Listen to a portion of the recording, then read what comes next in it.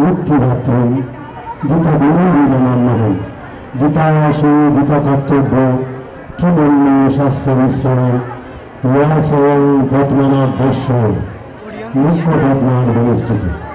আজকের এই পবিত্র আয়োজনে আমি প্রণাম আমার সামনে প্রতিষ্ঠানের মমতা এবং মাতৃমণ্ডলী এবং এই স্টেজে উপস্থিত এবং সামনে যারা শিবের সমতুল রঙের পুত্রস্থানীয় পুত্রমণ্ডলী আরো আছেন অনেক সকল ভক্তবৃন্দ, জাগ্রত যুব সমাজ, স্নেহের ছোট্ট বাবু, সকলকে আমার যথাযোগ্য মতো ভক্তির জন্য প্রণাম জানাচ্ছি।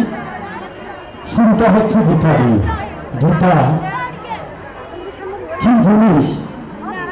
যে কোনো মানুষ মরার পর তার বুকের উপর গীতা দেওয়া হচ্ছে, অন্ত্যেষ্টিক্রিয়ায় গীতা পাঠ হচ্ছে, এখন আবার গীতাদের বাঁধবে।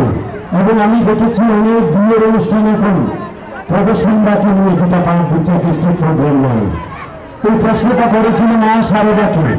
আমাদের সনাতন সংস্কার অনুযায়ী আমাদের এই গীতাটা কি মৃত্যুর আগে তার বুকের উপর দেওয়া হচ্ছে, শ্মশানে নিয়ে যাওয়ার সময় তার বুকে গীতা দেওয়া হচ্ছে, অন্ত্যেষ্টিক্রিয়াতে গীতা পাঠ হচ্ছে, বাদ দিতে গীতা পাঠ হচ্ছে, বিয়ের সেই সংস্কার আমাদের সেখানেই গীতা পাঠ হচ্ছে। গীতাটা কি মা? তখন মা শারদা বলেছিল, কেন জানিস নি? গীতা গীতা গীতা গীতা গীতা গীতা গীতা গীতা যখন বলতে থাকবে তখন ভিতরে যখন প্রাণ পুরুষ, সেই প্রাণ গোবিন্দ, সেই পরম শিব যখন বলবে তুমি ত্যাগী হয়েছ, এ সংসারের লোভ লালসায় কামনা বাসনায় যত জড়িত হয়ে আছো একটু ত্যাগ করে দেখো, মনে কত শান্তি লাগে। গীতা মানে ত্যাগী। এ সংসারে যেদিন থেকে আমি গীতা পাঠ করি, আমি বড় বড় ব্যক্তিত্ব দিতে শিখেছি, সবকিছু করেছি, কিন্তু আমার মাকে দেখলে, আমার কাকাকে দেখলে, আমার জেঠি মাকে দেখলে যদি এখনো আমার শ্রদ্ধা ব্যক্তির উদয় না হই, তাহলে আমার কিসের গীতা পাঠ করা হয়?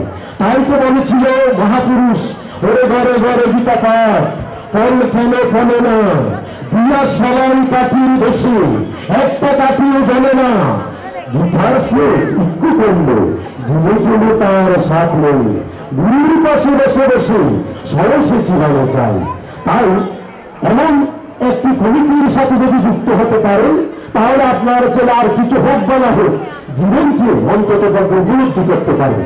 তাই তো ভারতের একজন দিদি বলেছিল, আপনি পৃথিবীর সবথেকে সুন্দর পুরুষ কিনা, আপনার ব্যাংক ব্যালেন্সে 50 লক্ষ টাকা আছে কিনা, আপনার বাড়ির জমি 2 কোটি টাকার কিনা, সেটা বড় বিষয় নয়। বড় বিষয় হচ্ছে যেই সনাতন সংস্কারে এসে ছোট্ট একটা ভূত অস্তিত্ব, ছোট্ট একটা জীবন পেয়েছেন, ওই জীবনটা নিয়ে যেখানে আছেন, যাকে নিয়ে আছেন, যে অবস্থায় আছেন, আনন্দে আছেন কিনা, টাকাটা দিয়ে সুখ কিনা পাওয়া যায়, শান্তি পাওয়া যায়। এই যে আজকের এই মুহূর্তের আনন্দটা আপনি কত টাকা দিয়ে কিনতে পারবেন একটু ভেবে দেখেছেন? ছোট্টকালে যেভাবে আনন্দ ছিলেন, বড় হতে হতে আনন্দটা তার জন্য আপনার কত না কিছু করেছেন। আনন্দটা বেড়েছে নাকি কমেছে, ওই ব্যাংক ব্যালেন্সের মতো একবার হিসাব করে দেবে, তখনই বুঝতে পারবেন গীতা কিছু দিতে পারুক বা না পারুক, আপনার ছেলেকে আনন্দের সাগরে, এইরকম একটা আনন্দের সাগরে বসাবে এবং জীবনকে উপলব্ধি অনুভব করাবে। তাই তো স্বামীজি বলেছিল, এই জীবনে এত বিষাক্ত, এত যন্ত্রণা নিয়ে আমি সংসার পাড়ি দিব কিভাবে? একজন ব্যক্তি তখন প্রশ্ন করে উঠল, স্বামী বিবেকানন্দকে জিজ্ঞেস করলো, স্বামী বিবেকানন্দ জিজ্ঞেস করল একজন ব্যক্তি, বিষটা কি? স্বামীজি দারুণ একটা উত্তর দিল, যেটা আছে আমার কাছে, আমার মা এটা, আমার বাবা এটা, আমার বোন এটা, আমার সমাজ এটা, আমি মেনে নিতে পারি না, আমার অ্যাক্সেস কিছু চাই, অতিরিক্ত জীবনই বিষাক্ত জীবন। তাই আমি আপনাদের চরণে আর কথা বাড়াবো না, যেগুলি বলেছেন 2 মিনিটের জন্য ক্ষমা করে দিবেন।